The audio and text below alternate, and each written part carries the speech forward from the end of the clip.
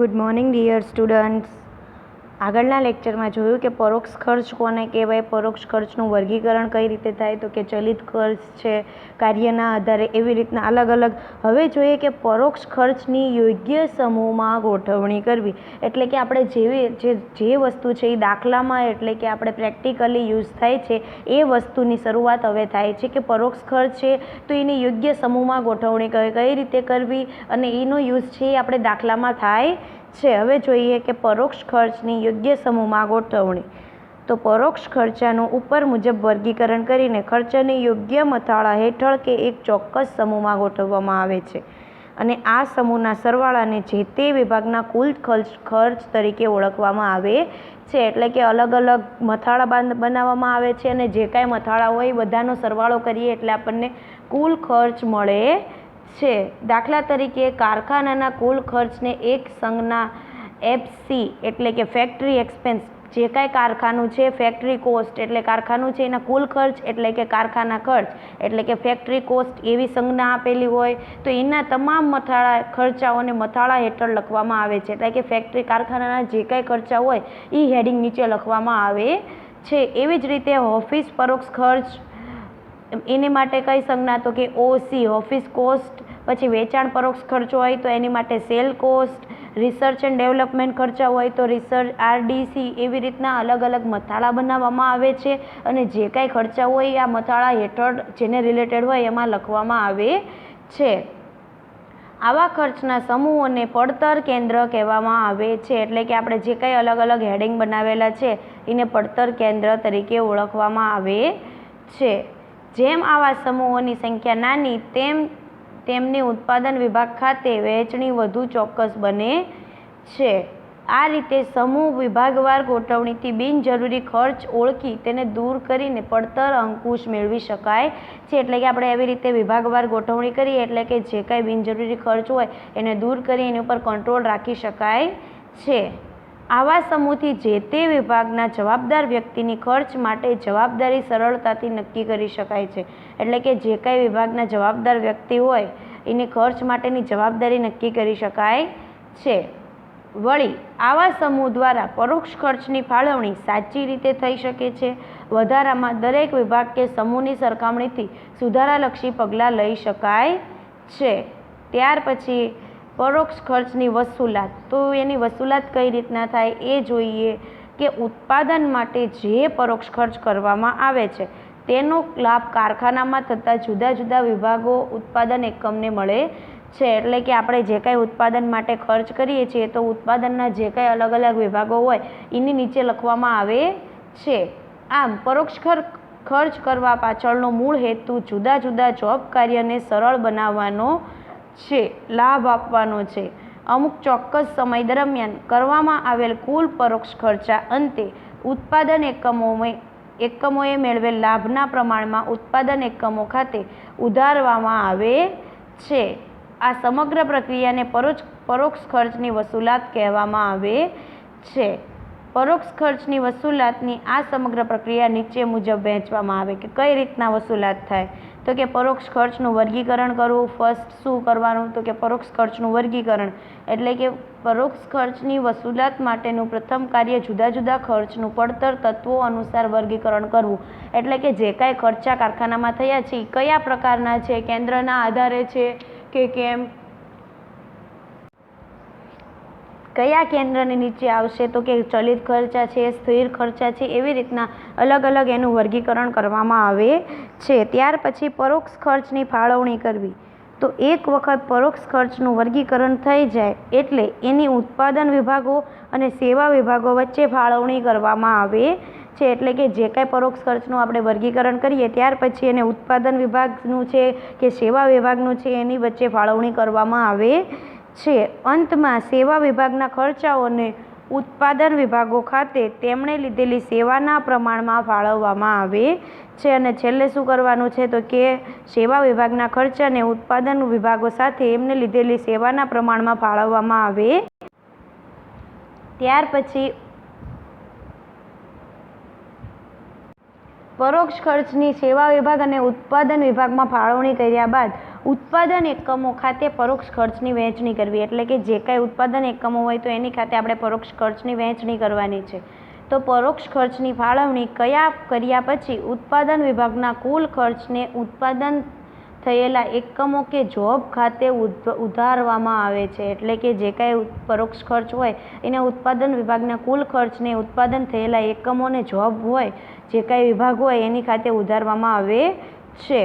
ઉત્પાદન એકમ ખાતે પરોક્ષ ખર્ચની વહેંચણીની વિસ્તૃત ચર્ચા આગળ પ્રકરણમાં, એટલે કે એની બીજી વાત છે એ આગળના પ્રકરણમાં આપેલી છે. હવે પરોક્ષ ખર્ચની ખાતાવાર ફાળવણી, તો એને ખાતાવાર કઈ રીતના ફાળવણી કરવાની એ જોઈએ. તો જે રીતે પ્રત્યક્ષ માલસામાન અને મજૂરી સીધા જે તે જોબ ખાતે ઉધારવામાં આવે છે તેમ પરોક્ષ ખર્ચને સીધો કોઈ જોબ ખાતે ઉધારી શકાતો નથી. આપણે જાણીએ છીએ પ્રત્યક્ષ ખર્ચ કોને કહેવાય કે જેને સીધો સંબંધ છે એ ઉત્પાદન સાથે હોય, એટલે કે અલગ અલગ જોબ ખાતે આપણે ઉધારી શકીએ. પરંતુ પરોક્ષ ખર્ચને સીધો સંબંધ ઉત્પાદન સાથે નથી હોતો, એટલે આપણે એને કોઈ પણ જોબ ખાતે ઉધારી શકતા નથી. પરંતુ કંપનીમાં ઉત્પાદિત થતો માલ જુદા જુદા વિભાગો કે ખાતામાંથી પસાર થાય છે. દરેક વિભાગમાં તેણે મેળવેલ લાભના પ્રમાણમાં પરોક્ષ ખર્ચને વહેંચવામાં આવે છે.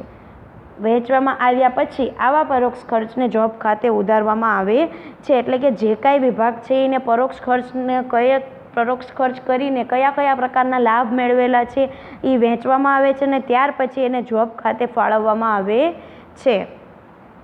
પ્રથમ આપણે પરોક્ષ ખર્ચની વહેંચણી અને ફાળવણીને સમજીએ. હવે પરોક્ષ ખર્ચ જ્યારે થાય ત્યારે તેને કારખાનાના વિવિધ વિભાગો કે ખાતાઓ વચ્ચે વહેંચવામાં આવે છે. એટલે કે જ્યારે પરોક્ષ ખર્ચ થાય ત્યારે એને અલગ અલગ વિભાગ કે ખાતામાં વહેંચવામાં આવે છે. દાખલા તરીકે ચૂકવેલ ભાડાની કુલ રકમ કારખાનાના સ્ટોર વિભાગમાં, આપણે ચૂકવેલ ભાડું હોય તો એ કારખાનાના સ્ટોર વિભાગ, ઉત્પાદન વિભાગ, ગુણવત્તા ચકાસણી વિભાગ વચ્ચે વહેંચવામાં આવે છે. ત્યાર પછી પરોક્ષ ખર્ચની આવી વહેંચણીને ફાળવણી કહેવામાં આવે છે. અંતમાં જે તે ખાતાના ભાગે આવેલા કુલ પરોક્ષ ખર્ચાઓ તે વિભાગમાંથી પસાર થતા ઉત્પાદિત એકમો વચ્ચે ફાળવવામાં આવે છે. આ પ્રક્રિયાને પરોક્ષ ખર્ચની વહેંચણી કહેવામાં આવે છે. આમ પરોક્ષ ખર્ચ પર અંકુશ રાખવાની સમગ્ર વિધિમાં પરોક્ષ ખર્ચની ફાળવણી પ્રથમ ક્રમે આવે છે અને ત્યારબાદ પરોક્ષ ખર્ચની વહેંચણી આવે છે. એટલે કે પરોક્ષ ખર્ચ ઉપર જે કાંઈ અંકુશ રાખવાનો હોય તો એમાં ફર્સ્ટ આવે છે પરોક્ષ ખર્ચની ફાળવણી અને સેકન્ડ છે પરોક્ષ ખર્ચની વહેંચણી. પરોક્ષ ખર્ચની વિવિધ ખાતાઓ વચ્ચે ફાળવણી કરવા માટે યોગ્ય આધાર લઈ પરોક્ષ ખર્ચની ફાળવણી પડતર કેન્દ્રો વચ્ચે કરવામાં આવે છે. પરોક્ષ ખર્ચની ફાળવણીની પ્રક્રિયા આ રીતે છે. તો પરોક્ષ ખર્ચની ફાળવણી કઈ રીતે થાય તો કે ફર્સ્ટ શું કરવાનું તો કે પરોક્ષ ખર્ચનું ખાતાવાર વિભાગીકરણ કરવાનું છે. એટલે કે એના અલગ અલગ ખાતા છે, અલગ અલગ વિભાગીકરણ કરવાનું છે. તો એમાં આપણે જોઈએ કે પરોક્ષ ખર્ચનું કારખાનામાં રહેલા વિવિધ ખાતાઓ વચ્ચે ફાળવણી કરવાનું કાર્ય પરોક્ષ ખર્ચની ફાળવણી માટેની પ્રથમ બાબત છે. એટલે કે આપણે જ્યારે દાખલો ગણશું ત્યારે ખ્યાલ આવશે કે આ ખાતાવાર વિભાગીકરણ કઈ રીતના કરવાનું છે. નેક્સ્ટ છે કે પરોક્ષ ખર્ચની ફાળવણીનો યોગ્ય આધાર નક્કી કરવું. તો પરોક્ષ ખર્ચની જુદા જુદા ખાતાઓ વિભાગો વચ્ચે ફાળવણી કરવા માટે યોગ્ય આધાર, એટલે કે ફોર એક્ઝામ્પલ હું તમને કહું કે આપણે કારખાનાનું ભાડું છે તો કારખાનાનું ભાડું શેના આધારે ચૂકવાય તો કે આપણે જેટલું કારખાનાએ રોકેલી જગ્યા હોય, ફોર એક્ઝામ્પલ 200 વારમાં કારખાનું છે તો 200 વારનું ભાડું ચૂકવવાનું, એટલે રોકેલી જગ્યા એનો આધાર છે. એવી રીતના એનો આધાર નક્કી કરવાનો છે. ફોર એક્ઝામ્પલ કેન્ટીનનો ખર્ચ છે તો કેન્ટીનનો ખર્ચ છે ને આધારે દેવાય કે કેટલા કર્મચારીએ નાસ્તો કર્યો કે જેમાં છે તો એને ધ્યાનમાં લઈને કેન્ટીનનો ખર્ચ નક્કી થાય છે. ત્યાર પછી ઉત્પાદન પ્રક્રિયાનું ખાતાવાર વિભાગીકરણ કરવું. તો ઉત્પાદન કાર્ય જ્યાં થાય છે તે વ્યવસ્થા તંત્ર એટલે કારખાનાનું નાના ખાતાઓમાં વિભાજન કરવામાં આવે છે. એટલે કે ઉત્પાદન કાર્ય કરીએ છીએ વ્યવસ્થા તંત્રમાં કારખાનાના નાના વિભાજન કરવામાં આવે છે. જુદા જુદા ખાતાઓમાં થતી પ્રવૃત્તિને ધ્યાનમાં લઈ કુલ પરોક્ષ ખર્ચની તે ખાતાને ફાળવણી કરવામાં આવે છે. અહીં સમગ્ર ઉત્પાદન પ્રક્રિયાનું નાના વિભાગોમાં વિભાજન થવાથી પડતર અંકુશ વધુ અસરકારક બને છે. એટલે કે આખા પ્રક્રિયા ઉપર આપણે નાના વિભાગોમાં વિભાજન થતું હોવાથી અંકુશ ઉપર છે વધુ અસરકારક બને છે. વળી તેના આધારે તેના કારણે ફાળવણીનું કાર્ય વધુ ચોક્કસ અને વૈજ્ઞાનિક બને છે, જે માટે પ્રવૃત્તિની સમાનતા અને ચોક્કસ ધોરણો સરળતાથી નક્કી કરી શકાય.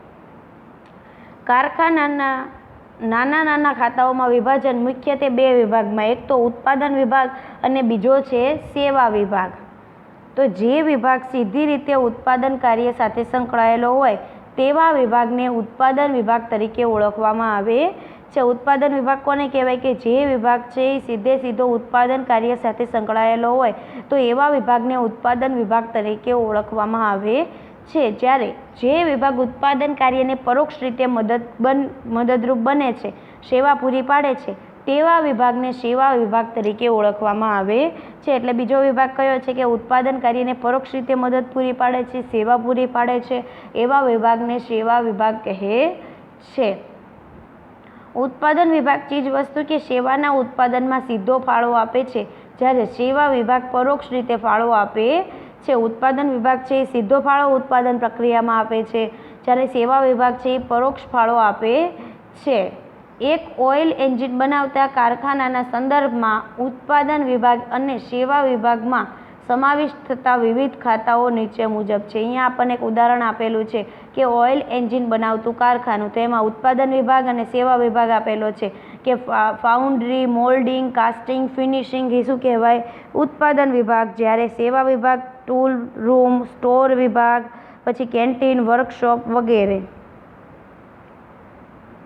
ત્યાર પછી ઉપરોક્ત ઉદાહરણમાં જે વિભાગ સેવા વિભાગો દર્શાવવામાં આવેલ છે તે ઉત્પાદન વિભાગોને સહાયરૂપ બને છે. એટલે જે કંઈ સેવા વિભાગ છે એ ઉત્પાદનને સહાયરૂપ બને છે, ઉત્પાદન સાથે સીધો સંબંધ નથી. જ્યારે કેટલાક સેવા વિભાગો વ્યવસ્થા તંત્રના સરળ સંચાલનમાં મદદરૂપ બને છે, જેમ કે હિસાબ વિભાગ, પડતર વિભાગ, કર્મચારી વિભાગ વગેરે. પરોક્ષ ખર્ચની વહેંચણી માટે તમામ પરોક્ષ ખર્ચાઓ પ્રથમ ઉત્પાદન વિભાગ અને સેવા વિભાગ વચ્ચે યોગ્ય આધાર લઈને વહેંચવામાં આવે છે. એટલે કે જે કાંઈ કારખાનાના કુલ ખર્ચા થાય છે એને આપણે ઉત્પાદન વિભાગ અને સેવા વિભાગ વચ્ચે વહેંચશું.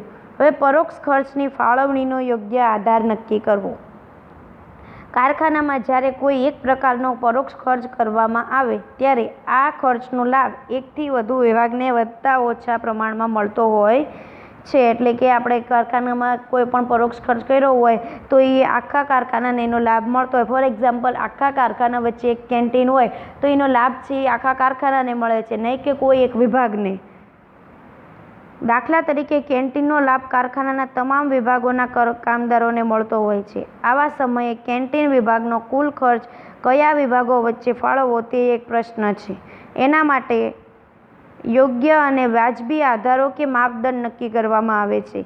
આ આધારોને ધ્યાનમાં લઈ વિવિધ વિભાગો વચ્ચે પરોક્ષ ખર્ચની ફાળવણી કરવામાં આવે છે.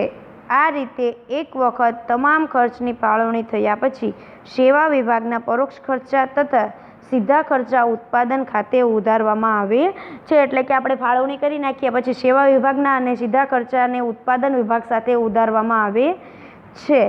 હવે પરોક્ષ ખર્ચની ફાળવણી કરવા માટે કયા સિદ્ધાંતો ધ્યાનમાં લેવા? તો ફર્સ્ટ છે વિભાગે મેળવેલ લાભ.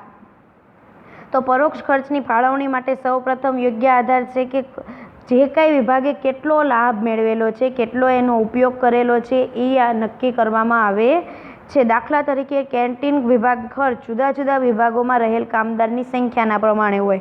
એટલે કે કોઈ ઉત્પાદન વિભાગમાં ફોર એક્ઝામ્પલ જો કાચા રો મટીરિયલ વિભાગ છે એમાં 10 કર્મચારી કામ કરે છે, વેચાણ વિભાગમાં 20 કર્મચારી, તો જે કાંઈ વિભાગમાં કામદારની સંખ્યા છે એના આધારે ફાળવણી થાય છે. ત્યાર પછી મોજણીની પદ્ધતિ. તો જ્યારે પરોક્ષ ખર્ચનો વિભાગોએ મેળવેલ લાભનું પ્રમાણ નક્કી ન થઈ શકે ત્યારે મોજણીની રીતે પરોક્ષ ખર્ચની વહેંચણી કરવી હિતાવહ છે. એટલે આપણે મોજણીની રીતમાં શું છે તો કે દાખલા તરીકે કારખાનામાં થતી માલ સામાનની હેરફેરનું ખર્ચ જે તે વિભાગમાં જરૂરી માલસામાનના વજન કે જથ્થા અને સંગ્રહ સ્થળથી વિભાગ વચ્ચેના અંતરને ધ્યાનમાં લઈને ફાળવવામાં આવે છે. ફોર એક્ઝામ્પલ, આપણને ટ્રાન્સફરનું કીધેલું છે કે માલ સામાન હેરફેરનો ખર્ચ હોય એ કયા વિભાગ વચ્ચે વહેંચવો? તો જે કાંઈ માલ સામાનનો વજન હોય અથવા જે કાંઈ આપણે જે જગ્યાએ સ્ટોર કરેલું છે, સંગ્રહ કરેલું છે, ત્યાંથી જે જગ્યાએ મોકલવાનું છે એની અંતરને ધ્યાનમાં લઈને ફાળવવામાં આવે છે. નફાકારકતાના આધારે. તો જ્યારે વિભાગોની ઉત્પાદન કરવાની ક્ષમતા અલગ અલગ હોય ત્યારે દરેક વિભાગની કમાણીની શક્તિ જુદી જુદી રહેવાની. આવા સમયે પરોક્ષ ખર્ચ વધુ કમાણી કરતા વિભાગ ખાતે વધુ અને ઓછી કમાણી કરતા વિભાગ ખાતે ઓછા ધોરણે ફાળવવું વધુ યોગ્ય છે. એટલે નફાકારકતાના આધારે કે જે વિભાગ જેવી કાર્યક્ષમતાથી કામ કરે એને એવી રીતે ખર્ચની ફાળવણી કરવામાં આવે છે. ત્યાર પછી ઉપરોક્ત સિદ્ધાંતોના આધારે પડતર પર અંકુશ મેળવવાના હેતુથી શિરોફરી ખર્ચ ફાળવવાના વૈજ્ઞાનિક આધારો નક્કી કરવા જોઈએ. તો હવે ફર્સ્ટ છે કે પ્રત્યક્ષ મજૂરીના પ્રમાણમાં. તો જ્યારે ઉદ્યોગ મજૂર પ્રધાન હોય ત્યારે પરોક્ષ ખર્ચા છે એ પ્રત્યક્ષ મજૂરીના પ્રમાણમાં વધતા કે ઘટતા હોય છે. આવા સમયે પરોક્ષ ખર્ચનો સીધો આધાર પ્રત્યક્ષ મજૂરીની રકમને ગણવામાં આવે છે. એટલે આપણે દાખલામાં જે કાંઈ ખર્ચા આપેલા હોય એ આધારના પ્રમાણે આપણે ગણવાના છે કે આધારનું જે કાંઈ પ્રમાણ, તો આધારનું પ્રમાણ કઈ રીતના લેવું. તો આપણે મજૂર પ્રધાન ઉદ્યોગ હોય ત્યારે પરોક્ષ ખર્ચા છે એ કઈ રીતના લેવા, તો કે પ્રત્યક્ષ મજૂરી એટલે કે જે આપણે સીધું એને વેતન ચૂકવીએ છીએ એની આધારે ગણવામાં આવે છે. ત્યાર પછી કામદારોની સંખ્યાના પ્રમાણમાં. તો કેટલાક પ્રકારના ખર્ચ કામદારોની સંખ્યાની સાથે સીધી રીતે સંકળાયેલા હોય છે. આવા પ્રકારના પરોક્ષ ખર્ચની વહેંચણી જે તે વિભાગમાં કામ કરતા કામદારોની સંખ્યાના પ્રમાણમાં કરવામાં આવે છે. દાખલા તરીકે કેન્ટીન વિભાગનો ખર્ચ છે, કામદાર કલ્યાણ ખર્ચ છે, સમય નોંધણી વિભાગનો ખર્ચ છે. એટલે કે જેવા કામદાર એની પ્રમાણે આપણે ખર્ચની ફાળવણી કરવામાં આવે છે. ત્યાર પછી ત્રીજું છે રોકાયેલી જગ્યાના પ્રમાણમાં. તો રોકાયેલી જગ્યાના પ્રમાણમાં શું હોય, તો કે કારખાનાનું ભાડું. તો કારખાનાનું ભાડું છે એ કયા વિભાગને કેટલું ભાડું ચૂકવવું એ કઈ રીતના નક્કી થશે, તો કે રોકાયેલી જગ્યાના પ્રમાણે કે આ વિભાગ છે એ આટલી જગ્યામાં રોકાયેલો છે તો એનામાં ભાડું આટલું પ્રમાણ, બીજો વિભાગ છે એ બીજી કેટલી જગ્યા રોકાયેલી જગ્યાના આધારે ગણાય છે. ત્યાર પછી મિલકતોની કિંમતના આધારે. તો અમુક પ્રકારના પરોક્ષ ખર્ચાનો આધાર મિલકતોની કિંમત પર રહેલો હોય છે. દાખલા તરીકે યંત્ર મિલકતના વીમાનું પ્રીમિયમ. જેમ જેમ મિલકતની કિંમત વધારે તેમ વીમાનું ખર્ચ વધતું જાય છે કે મિલકતની કિંમતના આધારે. તો અમુક પરોક્ષ ખર્ચા છે એ મિલકતની કિંમત હોય એની ઉપર આધાર રાખે છે. ફોર એક્ઝામ્પલ આપણને એવું કીધું છે કે યંત્ર મિલકત છે, વીમાનું પ્રીમિયમ છે, તો એનો આધાર શેની ઉપર રહેલો હોય, તો કે મિલકતની પ્રીમિયમ. અથવા ઘસારો છે તો શેની ઉપર હોય, તો કે મિલકતની કિંમત ઉપર. ત્યાર પછી પ્રત્યક્ષ ખર્ચ. તો કેટલાક વિભાગોને અમુક પ્રકારના ખાસ ખર્ચ કરવા પડતા હોય છે. આવા પરોક્ષ ખર્ચનો પૂરેપૂરો સીધો લાભ કોઈ એક જ વિભાગને મળે છે. આવા પરોક્ષ ખર્ચને પ્રત્યક્ષ ખર્ચની જેમ જ પૂરેપૂરો તે જ વિભાગ ખાતે ઉધારવાનો યોગ્ય રહે છે. એટલે કે પરોક્ષ ખર્ચને પ્રત્યક્ષ ખર્ચની જેમ જ તે પૂરેપૂરો જે વિભાગમાં થયો હોય એ વિભાગમાં આપણે નોંધવાનો રહે છે. ત્યાર પછી પ્રત્યક્ષ કામદાર કલાકોના પ્રમાણમાં. તો કે જે કારખાનાઓ મજૂર પર વધુ આધારિત હોય તેવા સમયે કેટલાક ખર્ચાઓ મજૂર કલાક સાથે સંકળાયેલા હોય. જેમ જેમ કારખાનાના કલાકો વધે તેમ તેમ ખર્ચનું પ્રમાણ વધે છે. એટલે કે ઘણા છે એ સમયને આધારે હોય કે સમય પ્રમાણે એને મજૂરી ચૂકવાતી હોય, તો જેમ જેમ કારખાનાના કલાકો વધે એમ ખર્ચનું પ્રમાણ પણ વધે છે. ત્યાર પછી યાંત્રિક કલાકના પ્રમાણમાં. તો જ્યારે કારખાનામાં મજૂરોની સંખ્યા ઓછી હોય અને યાંત્રિકીકરણ વધુ હોય ત્યારે પરોક્ષ ખર્ચા યંત્ર ચલાવવાના કલાકો સાથે સંકળાયેલા હોય છે. દાખલા તરીકે વીજળી ખર્ચ છે તો એ શેની ઉપર આધાર રાખે કે યંત્ર જેટલું વધુ કલાક હાલ્યું હોય એ પ્રમાણે વીજળી ખર્ચ આવે. ત્યાર પછી ટેકનિકલ અંદાજને આધારે. તો કેટલાક વિશિષ્ટ પ્રકારના પરોક્ષ ખર્ચાની ફાળવણી કરવા માટે ટેકનિકલ બાબતોને ધ્યાન પર લઈ આધાર કાઢવામાં આવે છે. દાખલા તરીકે આપણને જો અહીંયા શું કીધેલું છે કે ડ્રોઈંગ હાઉસનો ખર્ચ, પાણી, વરાળનો વપરાશ, બોઇલર હાઉસનો ખર્ચ, એ અલગ અલગ ફાળવવા માટે આપણે ટેકનિકલ અંદાજ કાઢવો પડે છે. અહીંયા છે આ ક્વેશ્ચન પૂરો થાય છે. આગળના લેક્ચરમાં જોઈશું કે કયા ખર્ચની કેવી રીતની ફાળવણી કરવામાં આવે છે. આપણે દાખલામાં એ બહુ ઇમ્પોર્ટન્ટ છે કે કયો ખર્ચ શેનો આધાર લઈને ગણવામાં આવે છે.